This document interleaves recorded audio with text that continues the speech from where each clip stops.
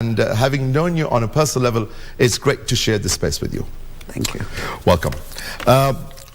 Let's start off with your early life, primary education, and transition to secondary education. Well, surprisingly, my parents put me in school when I was 2 years and 2 months old, despite being an only child at that time. I went to Muslim girls' school, and them days you had CPE, so I did mine until standard 7, and I left Muslim girls' school at the age of 12 years and 2 months when I finished my standard 7 to then go to high school. Interesting. So, your high school, you went to... Well, surprisingly, from a Muslim school, my parents then decided I needed a broader base, so put me in a Catholic school. So I was in Our Lady of Mercy for 4 years, where I did my O-levels. And then they decided, and remember, I had no choice. It was parents tell you go here, you go there. Because you don't pay your fees, so it's whatever they say. They put me into Highway Secondary School, which only had girls at A-levels and not at anywhere else. So there were 3 girls in 1,000 boys. It was an all-male school except for the A-levels. Yes, that was a change of environment, you know, from an all-girls school to go to school and A-levels. Only 3 girls surrounded by boys. How did it feel? Intimidating? No, that explains why I'm so loud. Because when you go from an all-Catholic school and an all-girls school, you become loud, because when you go to a boys' school, you need to make noise because you're part of them. So that's the reason why there's all this loudness. And it was, you adjusted. I mean, you never really recognized the fact that there were boys. I know it sounds surprising. I was about 17, 18. But it never made a difference. It was like they were just guys. They were just there. You girls must have been pampered with all these boys around you. I wish that was the case. Oh, no, they used to bully us. Now, growing up, you developed an interest in cricket as you were at the Sarali Club with your father at that point in time, right? Yes. What was the scene then? And as you were getting ready to join university, it was at about the same time, I guess. Yes. You became a member of Sarali Club, which was a first for a woman. Yes. What was the process of getting membership as a woman in Sarali Club? I think they were horrified. They couldn't deal with the fact that a woman had applied to be a member. So we put in the forms and they just accepted them, because, you know, when you can't get, you're so shocked, you just say yes. Shock and awe. Shock and horror. So what was that experience like? Well, Sarali has been my home club since I was about 2.5 years old. I used to watch cricket with my dad. And so Sarali was where I used to go to almost every Sunday. We'd go to watch the matches. And that's where I grew up. So they also, in fact, most of the people who were on the committee at that time, and the chairman was the late Bashir Mauladad. He was the chairman, and he had seen me grow up. So, you know, they all knew me. And it was... So you were accepted as an equal? I wasn't accepted as an equal. I was accepted as my father's daughter then. Interesting. Let's move a little further. You went to the UK to study law. What was the reason for taking this career path? Law? You know, everybody's asked me that question, and every time I think about it, I have a different answer. When one of the reasons was that I talked too much.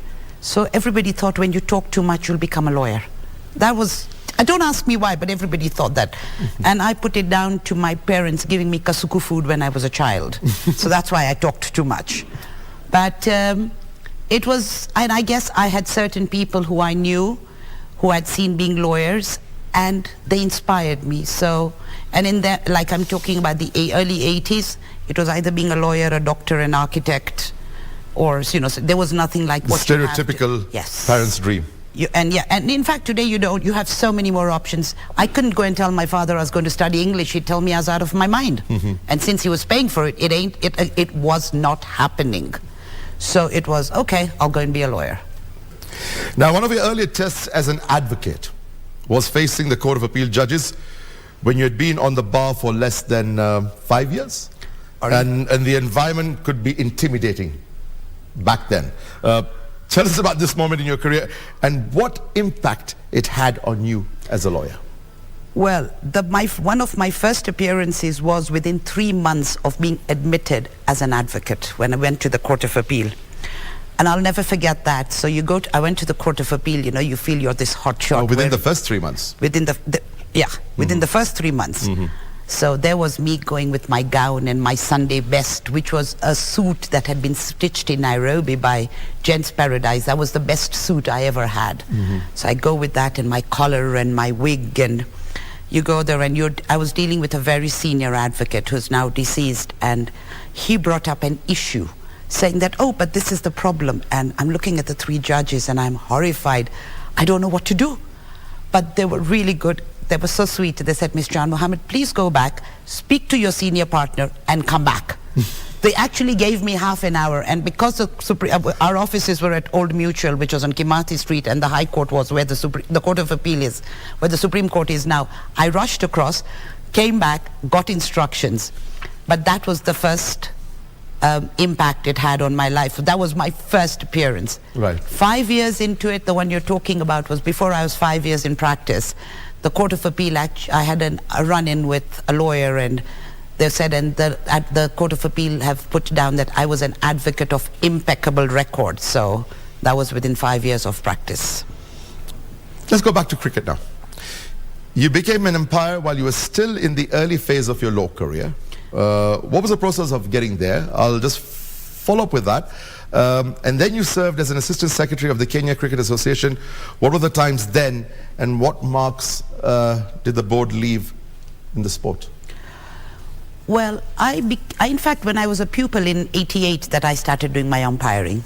I started going for my umpiring, not even when I became an advocate. So it was before that? Yes, when I was a pupil. So and you were an official umpire at that point in time? I finished my umpiring, and I think when I graduated is the same time that as an advocate of the High Court, I became umpire in Kenya as well. So that's how it sort of went together. I had to go... The first female umpire in Kenya? In East and Central Africa then. Okay. Interesting. So you go through your classes. I couldn't drive. Oh, to be precise, I didn't have a car. And there was no way my dad was going to let me go out at night on my own. So my poor dad used to be dragged every evening when I had to go for my classes, drive me to wherever we were going for the classes, hang around for about 2 hours. I have no clue what he did for 2 hours. He must have done something, and pick me up and bring me back home. And that went on for, I think, about 6 months, if I'm not wrong. It was a long time ago. And thereafter, you had to go through, you became an associate umpire once you completed your umpiring, you completed your written exams, and then you had to go for the oral thing on the ground itself, the practical. So you had to do 10 matches before you became recognized as a proper umpire, a full umpire. Can we get back to those glory days? What do you mean glory days? When Kenya cricket was at a high, we were participating at international level, part of major international tournaments.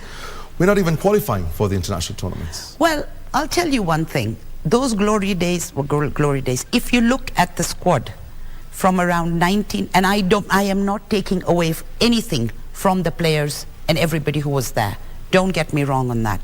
If you look at it from 1990 to 2003, we had almost the same players. There was maybe a few changes, like Tariq Iqbal was out, Edward Odumbe got out, Rajab Ali got out in 1996. But then you had your Steve Tickolos, your Maurice Odumbes, you had all those players who were there. And they went on right up till 2003. So there was that consistency, yes. There was a lot of international exposure. But remember one thing, other teams are coming up. You look at Afghanistan coming up. Who had even heard of Afghanistan then? You've got Nepal coming up. And that subcontinent, one thing I would ask anybody, please tell me, how can we create that culture of cricket that is there in the subcontinent? I mean, it's just passion. They say, it's cricket and then God. Hope is there, inshallah. Now, another of your passions is philanthropy. One is helping girls get an education. You're very passionate about that. And at times, you never meet them. And they've never met you. Tell us a little bit more about that. I came from a discriminated background as far as women and education was concerned. When I was going in 1983 to England on my own, and my parents didn't take me, I was given 2 bags, and at that time there was exchange control restrictions. I was given my check for the first quarter. In fact, it was a draft, not even a check, and my school fees. People came home before I was going away to study, telling my dad, no, don't let a girl go and study. So that for me is very I couldn't, and that for me, it really left a mark on my life that being a girl is not a crime. Being a girl is not a sin. And I know of girls who still go through that. It's improved over the years, but it's not where I'd want it to be. So I know of girls who will, if they don't get their school fees, their parents will get them married at 13, 14. And that's, for me, that's a crime. So I want them so that they can be independent. They don't have to be dependent. There's so many girls that you're funding. Have you ever met them at a later stage in life? No. Any of them? No. Never? I believe in the Bible, let your left hand not know what your right hand is doing. That's the Bible. So they don't need to know me. The only message I send when they finish and they want to meet me, I tell them, please, when they start working, go and educate 3 more girls. That's all I give, a message. Excellent. Now, during the pandemic, you were involved in feeding 39,000 families and was one of the Kenyans who received the Mzalendo Award. There's a saying, like you just said, that your right hand should not know what your left is doing. Of course, this was such a big event that it was obviously publicized. But your general nature is not to let people know of what you're doing. But tell us a little bit about this amazing project that you did, where you were also awarded by the President Uhuru Kenyatta. Well, COVID came as a shock to everybody. I mean, you saw people landing at JKIA with masks in January, February. None of us could understand what they were doing. And in March, in fact, it was March, that I went to the Lands Office with a whole group of lawyers. And when we left Lands Office, we were told that one of the people we were sitting with had been in touch with another person who had tested positive. Now, at that time, none of us knew what COVID was all about. It was still in the dark. So I had to go into isolation for 14 days. And my mom's a cancer survivor.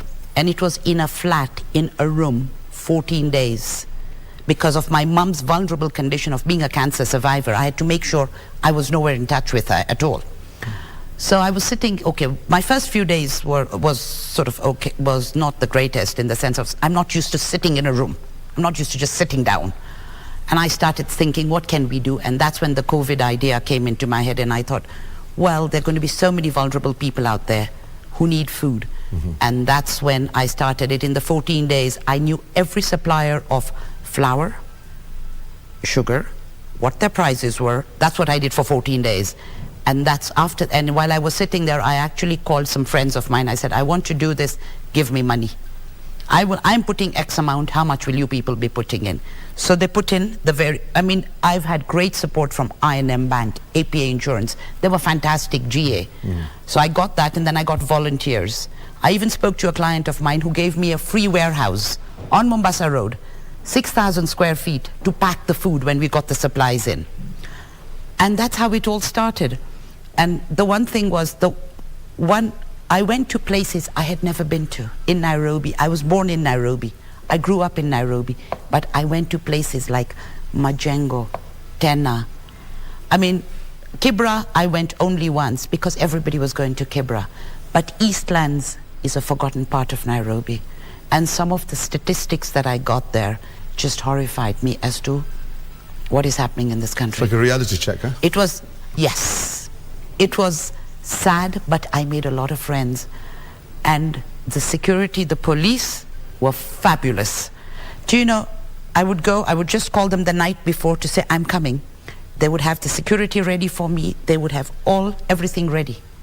And they just became my friends, and a few of them got promoted a year ago, and I told them it was because of me that they got promoted, of how they had helped me. But the security forces, they were fabulous. That's great to hear. But I must commend you. Well done. That was a fabulous project, and so many people benefited at a very difficult time. Yes. COVID was difficult. Yes, it was very difficult. And we're feeling the remnants even now. I ended up with COVID after that. But one thing I made sure was, you can get money, give people money. Big deal. But you need to see it through. I needed to see it through. I was there personally on every route. Everywhere we went. Except when I sent some food to Pokot and Samburu and those areas, I didn't go there because COVID restrictions. But otherwise, every place I made friends. And these people just had a friendly they felt that there was somebody there. And the best part was, in Majengo, we got somebody who gave us free noodles. I mean, I couldn't believe that. And just makes you realize how you take things for granted. So we put noodles in our care package. We used to call them care packages. So I got a feedback that these people don't like noodles. So I just tried to find out, why don't they like noodles? Apparently, they were just eating those noodles raw because they did not realize what they had to do with the noodles. So the person who had given me the noodles, I remember one morning at 7 o'clock, because we used to start at 6 in the morning, because by 9 o'clock we're out of there, we're all back to whatever we are doing. The person from the noodles place came, she went on a table, showed them how to make the noodles, and because we would do 600 families at a go. So everybody who was there got a bowl of noodles. And that was the first time those people realized, several of them, what noodles were all about. Now, these were things we took for granted. Don't you think there's a need for these kind of projects to be ongoing? Because the need is there. There's so much suffering out there. It is there, but I also believe that let's not have dependency. That's why I talk about education, because you can become Find dependent. a solution. Yes, it's like somebody said that we should not give the fish, we should give a fishing rod. I heard this sometime during the political scene, but I remember somebody saying that. I don't know who it was, but that's what it is. Give them life skills. Give them education. It's not everything has to be a formal education, but give them those skills in order for it to go on. Otherwise you can get over-dependent on handouts. I agree with you. Now, as a lawyer, you do pro bono cases. How do you pick them? You just need to walk through my door. Okay, interesting. Is everybody watching? And if I like you. That's an open offer from Jackie. No, but that's a pretty good thing. Yeah, and I do a lot, like I said, there are times that I've helped out FIDA, the International Women Lawyers that helps women. And there are friends who will tell me, look, there's a woman in trouble, help her out. Yeah. Or there's a child who's been mistreated. Right. But as long as it's not a criminal case, I'll look at it. Fantastic. As we close, what are the changes that you have seen happen in the legal environment in terms of case management, public knowledge of the law, and faith in the system? Well, firstly, when I was admitted as a lawyer, we were only 1,889 in 1989. 1,889 lawyers in this country. Is that all? That was what it was then. Today, we're over 20,000. Wow. Closer to 25. I'm just giving you what the changes are. Yeah. So we're a lot more lawyers. Judges were fewer. We didn't have courts in every county. We didn't have a Supreme Court. Your presidential petition didn't go to the Supreme Court. We now even have a small claims court, which is anything under $1 million shillings, and the law is you've got to finish it in 60 days. So those are the positive changes that have taken place. Another thing is that I remember when we used to go to court, there were mainly male judges. When I got admitted, there were only 2 women judges at that time, Lady Justice Awar and Lady Justice Alwatch. Those were your only 2 female judges in the High Court. Yeah. Now, I think it's almost on a 50-50 basis. Magistrates, you've got a lot. The workload at the magistrates is massive. And they are so unfortunate, for want of a better word. They don't even have researchers. They've got to churn out cases on their own. They don't have researchers. So the workload is heavy. Judges have now even got researchers. So life has changed, and there are more women lawyers, which we did not have in those days.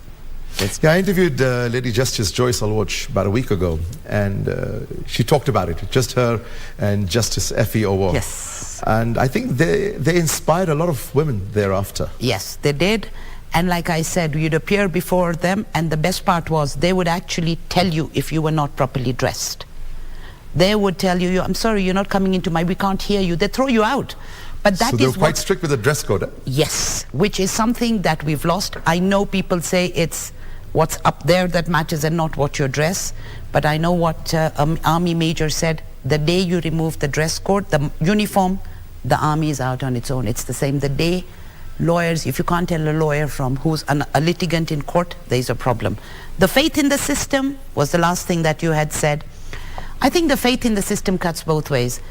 I'm very optimistic. I have a lot of faith in the system as an individual. there are a lot of people out there who don't have faith in the system. But one of the biggest problems we have is, as soon as you lose a case, oh, somebody's been corrupted. It's not that you had a bad case or this was wrong. And so, you know, and the lawyers, some lawyers go and tell their client, oh, you know, the judge was paid or the magistrate was paid, and it doesn't help. But like I said, faith in the system, I've never had to sit there and think, oh, what, and if I do believe that my client may have compromised, it's not even true, my client and the file can leave my office, because that's something I can't accept. It has been a pleasure speaking to Zahra Bano Jan Mohammed, also known in some circles as Jackie Jan Mohammed. She has told her story about navigating through her legal career, her sticky wickets of cricket and philanthropy. Former President Uhuru Kenyatta honored her with the Mzalendo Award for her work distributing relief food to families affected by the restrictions effected during the COVID-19 pandemic. It has been an extreme pleasure to host you, Senior Counsel. I am Fayazz Qureshi. Thank you for watching.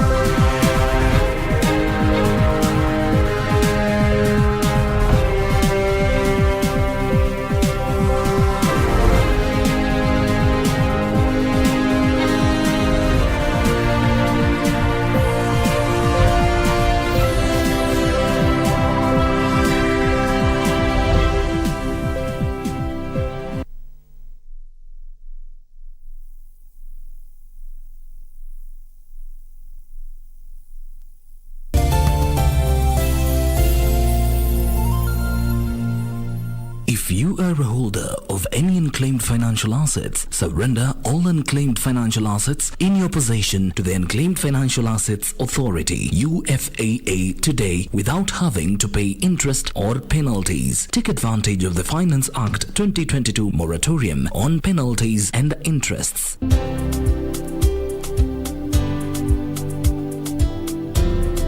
For more information, visit www.ufaa.go.ke/holders. Unclaimed Financial Assets Authority. Receive, safeguard, reunite. Kiswahili kitukuzwe chini ya daraja moja moja moja.